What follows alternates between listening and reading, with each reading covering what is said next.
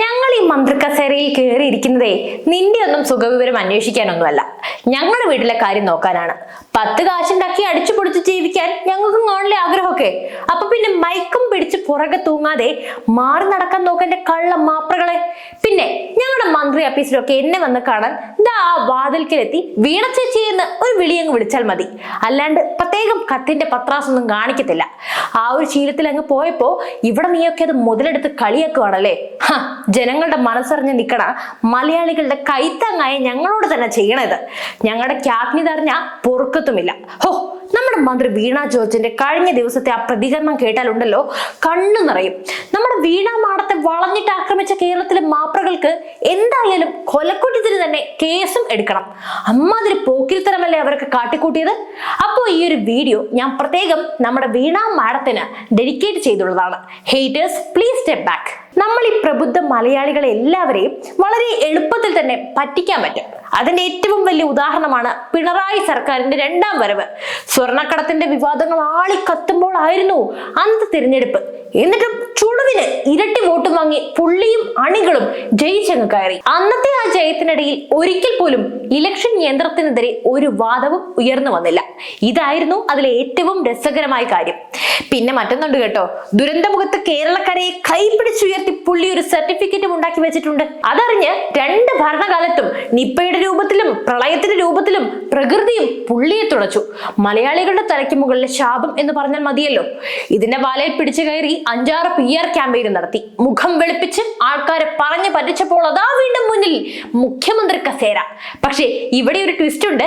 2ാം വട്ടം പുള്ളി വോട്ട് തന്ന ജനങ്ങളെ മാത്രമല്ല തേച്ചത്, സ്വന്തം പാർട്ടിക്കാരെ കൂടിയാണ്. അതെ, പുള്ളി അങ്ങട് സ്വയം പ്രഖ്യാപിത ക്യാപ്റ്റനുമായി. ഈ ക്യാപ്റ്റന്റെ കപ്പലിൽ മൂടുതാങ്ങികളെ മാത്രം തെരഞ്ഞു പിടിച്ച് പുതിയ ചട്ടക്കൂടുണ്ടാക്കി മന്ത്രി കസേരയിലും ഇരുത്തി. എന്നിട്ടോ പിന്നെ ഈ 2-2.5 കൊല്ലത്തോളമായി PR ക്യാമ്പയിനും വെച്ചാണ് മന്ത്രിമാര് കഞ്ഞി കുടിച്ചു പോകുന്നത്. ഒരു പണി എടുക്കണ്ട, ഉള്ള കാശുകൊണ്ട് ടൂറും പോകാം, അടുത്ത തലമുറയ്ക്കുള്ളത് കരുതിയും വെക്കാം, ഇടയ്ക്ക് 2 റോഡ് പണിയും വിസിറ്റിംഗ് ഒക്കെ നടത്തി ജനങ്ങളുടെ കണ്ണിൽ പൊടിയും ഇടാം. അപ്പൊ ചുരുക്കി പറഞ്ഞാൽ പിണറായി സർക്കാർ PR ക്യാമ്പയിനിലൂടെ മാത്രമാണ് ഈ 2.5 കൊല്ലം തികച്ചത്. അതാണ് അവരുടെ ജീവശ്വാസം എന്ന് തന്നെ നമുക്ക് വേണമെങ്കിൽ പറയാം. പിന്നെ നമ്മുടെ നിർമ്മല ജിയെ ട്രോളിയിട്ട് എന്താണ് കാര്യം? അല്ലെങ്കിലും സത്യം മുഖത്ത് നോക്കി പറയുന്നവർ എപ്പോഴും പടിക്ക് പുറത്താണല്ലോ. നമ്മുടെ വീണ ജോർജിനെ പോലെ അല്ലേ? കഴിഞ്ഞ 40ഓളം ദിവസമായി സമരത്തിലിരിക്കുന്ന കേരളത്തിലെ ആശാ വർക്കർമാർക്ക് വേണ്ടി കേന്ദ്ര ആരോഗ്യമന്ത്രി JP നദ്ദയെ കാണാൻ പോയപ്പോൾ, അതും നമ്മുടെ നികുതി കാശും ചെലവാക്കി അങ്ങ് ഡൽഹി വരേക്കും പോയപ്പോൾ, അതിനുള്ളിൽ പോലും കുറ്റം കണ്ടുപിടിക്കാൻ കാണിച്ച നിങ്ങളുടെയൊക്കെ ഒരു മനസ്സ്. നിങ്ങളോടൊക്കെ ദൈവം ചോദിക്കും ദുഷ്ടന്മാരെ. അതെ, കേരളത്തിലെ ആശാ വർക്കർമാർ അവരുടെ സമരം തുടങ്ങിയിട്ട് ഇന്നേക്ക് ഏകദേശം 40ഓളം ദിവസം ആവുകയാണ്. ഇതുവരെ ഒരുത്തം പോലും ഉൾപ്പില്ലാതെ നമ്മുടെ വോട്ടും വാങ്ങി ഇളിച്ചുകൊണ്ട് പോയി മന്ത്രിക്കസേരയിൽ ഞെളിഞ്ഞിരിക്കുന്ന ഒരുത്തം പോലും അവർ ഇതുവരെ തിരിഞ്ഞു നോക്കിയിട്ടില്ല. പ്രത്യേകിച്ച് ആരോഗ്യമന്ത്രി എന്ന പേരും പറഞ്ഞ് ചുമ്മാതിരിക്കുന്ന ആ മഹതി തന്നെ. എന്തിനേറെ പറയുന്നു, തങ്ങളുടെ മാന്യമായ ആവശ്യം നിറവേറ്റാനായി അവർ നിരാഹാര സമരം പോലും ഇന്നേക്ക് നടത്തിയിട്ടുണ്ട്. എന്നിട്ടും ഒരുത്തം പോലും വന്നിട്ടില്ല. അവരുടെ ആവശ്യം എന്താണെന്ന് ചോദിച്ചാൽ റിട്ടയർമെന്റ് ആനുകൂല്യം തങ്ങൾക്ക് വേണം എന്നതാണ്. പെൻഷൻ വേണം എന്നല്ല അവർ വാശി പിടിക്കുന്നത്, മറിച്ച് പിരിഞ്ഞു പോകുമ്പോൾ അവർക്കൊരു ചെറിയ നിശ്ചിത തുകയെങ്കിലും കിട്ടണം എന്നാണ്. വളരെ ന്യായമായ ഒരു ആവശ്യമായിട്ടാണ് അത് എനിക്ക് തോന്നിയത്. അടുത്തത് അവരുടെ ഓണറേറിയം നമ്മുടെ മിനിമം വേജായ 700 രൂപയെങ്കിലും ആക്കണം. അത് മറ്റ് സംസ്ഥാനങ്ങൾ കൊടുക്കുന്നുമുണ്ട്. അതെ, ഇതിനു വേണ്ടിയാണ് രാവെന്നോ പകലെന്നോ ഇല്ലാതെ വെയിലും മഴയും നോക്കാതെ അവരവിടെ സമരമിരിക്കുന്നത്. ഒരു തരത്തിൽ പറഞ്ഞാൽ ഇതൊന്നും അവർക്ക് പുത്തരിയുമല്ല.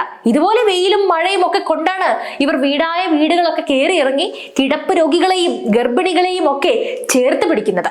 എന്തായാലും മീഡിയക്കാരുടെ ശ്രദ്ധയും ഒരുപാട് രാഷ്ട്രീയ പാർട്ടിക്കാരുടെയും ഒക്കെ പിന്തുണ കൂടി ആയപ്പോൾ ജനങ്ങളുടെ കണ്ണിൽ പൊടിയിടാനാണെങ്കിലും വീണ മാഡം ആ കസാരയിൽ നിന്നും ഒന്നനങ്ങി. എന്നിട്ടൊരു പത്രസമ്മേളനവും വിളിച്ചു.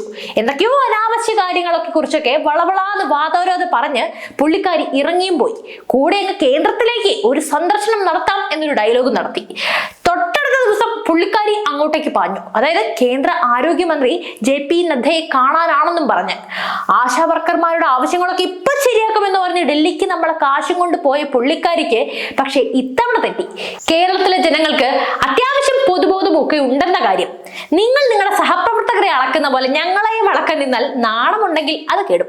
പിന്നെ തലയിൽ മുണ്ടിട്ട് നടക്കേണ്ടിയും വരും. എന്തായാലും നാണമില്ല, അതുകൊണ്ടാണല്ലോ അങ്ങാടിയിൽ തോറ്റേന് അമ്മേനോട് എന്ന് പറഞ്ഞ പോലെ മാധ്യമങ്ങളുടെ നെഞ്ചത്തോട്ട് വന്ന് കയറിയത്. എന്റെ വീണ മാഡം അത്യാവശ്യം ബോധമുള്ള എല്ലാവർക്കും അറിയാവുന്നതാണ് കേന്ദ്രമന്ത്രിയെ പോയി കാണണമെങ്കിൽ സംസ്ഥാന മന്ത്രി അപ്പോയിന്റ്മെന്റ് എടുക്കണം എന്ന കാര്യം. അവർക്ക് അവിടെ പണിയുണ്ട്, നിങ്ങളെ പോലെ ഇവിടെ ഈച്ചയായിട്ട് ഇരിക്കുകയല്ല. എന്തായാലും ഇനി മാഡം ആരെ കാണാൻ പോയതാണ് എന്നല്ലേ, അങ്ങ് ക്യൂബയിൽ നിന്ന് കുറച്ച് സഖാക്കന്മാരൊക്കെ വന്നിട്ടുണ്ട്. അവരെ കണ്ട് രണ്ട് കൊച്ചു വർത്താനൊക്കെ പറഞ്ഞിരിക്കാനാണ് നമ്മുടെ മാഡം കുളിച്ചൊരുങ്ങി പോയത്. പൊക്കോട്ടേനെ, നമ്മുടെ വീണേച്ചിയല്ലേ. എന്തായാലും എവിടെയാന്ന് വെച്ചാൽ പൊക്കോ, പക്ഷെ പിച്ചച്ചട്ടിയിൽ കൈയിട്ട് വാരി പോകാൻ നിൽക്കരുത്. ഇത്രയും നാളുണ്ടാക്കിയ കുറെ മുതലുണ്ടാവുമല്ലോ, അപ്പൊ സ്വന്തം കീശന്ന് കാശെടുത്ത് വേണം പോകാൻ. അപ്പൊ വീണ മാഡത്തിന് എന്റെ നമോഭാഗം.